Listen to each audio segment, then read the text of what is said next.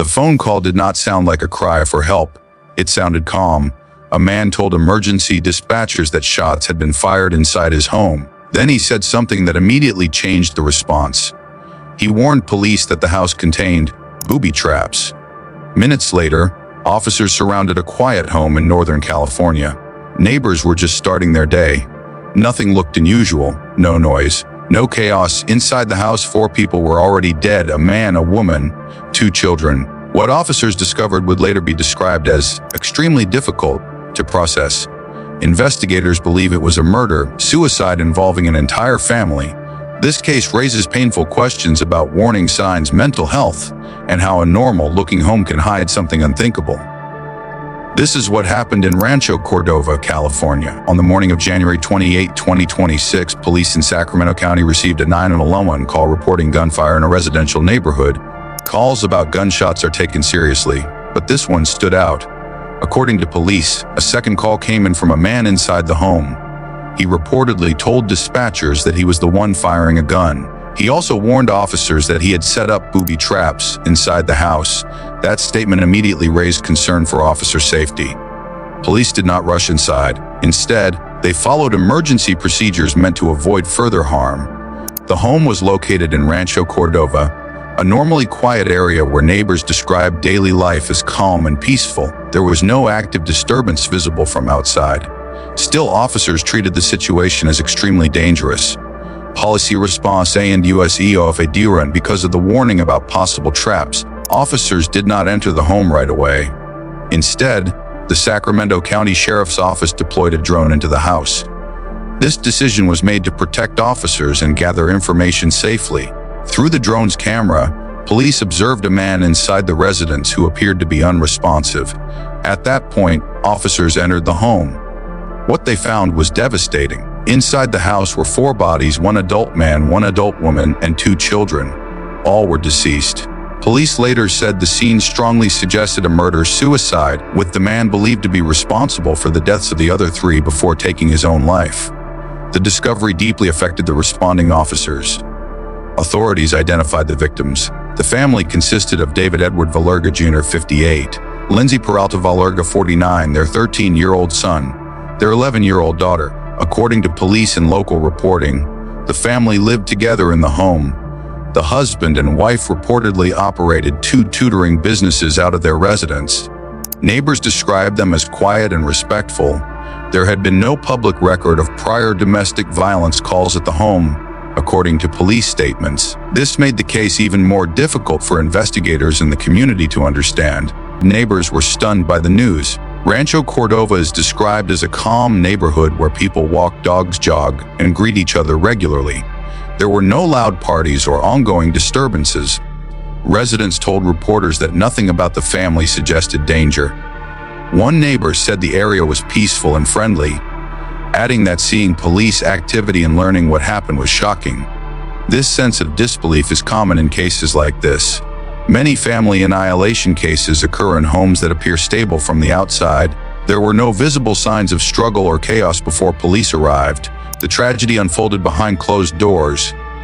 Authorities have been careful with their statements. The Sacramento County Sheriff's Office described the scene as extremely difficult. A spokesperson said that responding to something of this magnitude affects officers not just professionally, but personally. Police emphasized compassion for the victims' relatives and friends. At this stage, investigators believe the man found in the home was responsible for the deaths of his wife and children before dying himself. Officials have not released a detailed motive, and they have stated that the investigation is ongoing. No evidence of outside involvement has been reported. One of the most unsettling details in this case is the warning given during the 911 call. The suspect reportedly told police that the home contained booby traps. Authorities have not publicly confirmed whether any traps were actually found or what form they may have taken. The warning alone was enough to change the entire response strategy. Situations involving possible traps are rare but extremely dangerous. Officers must assume that entry could cause serious injury or death. This is why police used a drone and took additional time before entering the home. Even after decades of law enforcement experience, scenes like this remain unpredictable.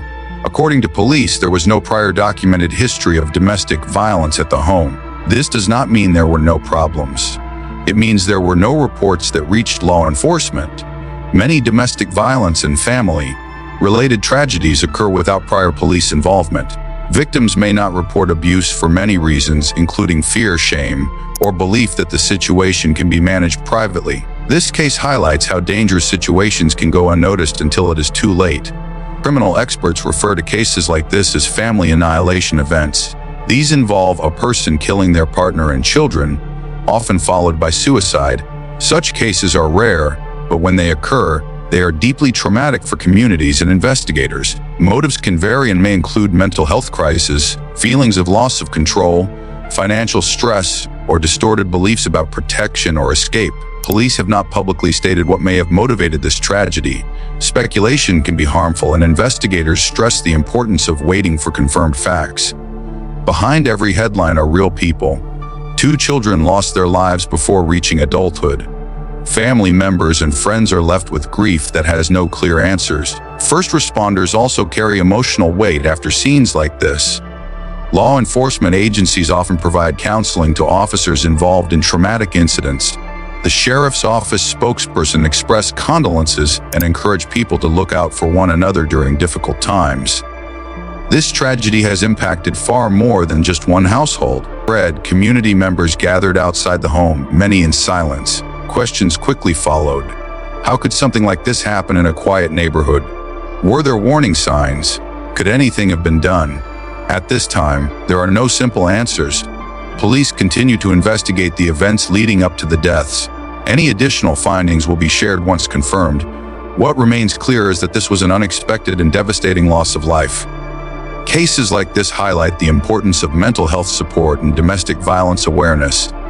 If someone is experiencing domestic violence or feels unsafe at home, help is available. In the United States, the National Domestic Violence Hotline can be reached at 1-800-799-7233 or through the hotline. Org calls are confidential and available 24 hours a day. Reaching out for help can save lives. This case did not begin with sirens or chaos. It began with a phone call. By the time police arrived, a family of 4 was already gone. The events in Rancho Cordova serve as a painful reminder that tragedies can unfold quietly, without warning, in places that seem safe. As investigators continue their work, the focus remains on honoring the victims and supporting those affected. If you follow true crime for awareness and understanding, stories like this matter, not for shock, but for the lessons they carry. Thank you for watching.